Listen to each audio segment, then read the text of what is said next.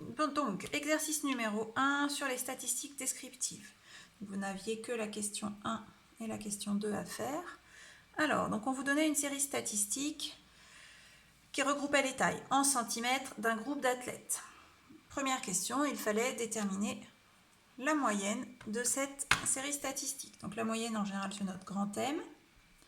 Elle s'obtient en additionnant toutes les valeurs et en divisant par l'effectif total, c'est-à-dire le nombre de valeurs. Donc allons-y, 165 plus 187 plus 175, je n'écris pas tout, plus les dernières, 181 plus 184, et on va diviser le tout par le nombre de tailles, donc 1, 2, 3, 4, 5, 6, 7, 8, 9, 10, 11, 12, 13. Donc là, c'est le moment où on fait attention en utilisant la calculatrice. Donc, on met bien des parenthèses autour de la somme. 165 plus 187 plus 175 plus 172 plus 189 plus 168 plus 172 plus 173 plus 178 plus 177 plus 180 plus 181 plus 184. Je ferme la parenthèse et je divise par 13.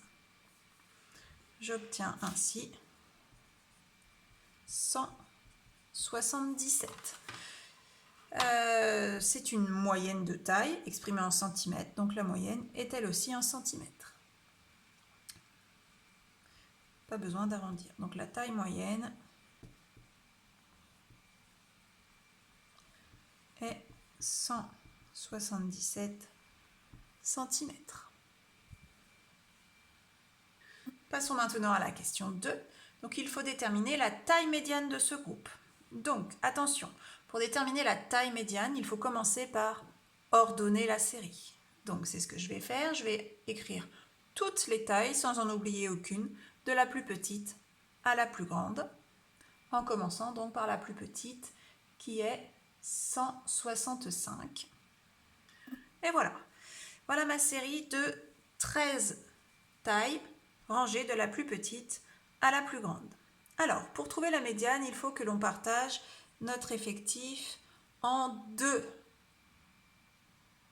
Donc, il va falloir que je fasse 13 divisé par 2. Donc, ça fait 6,5.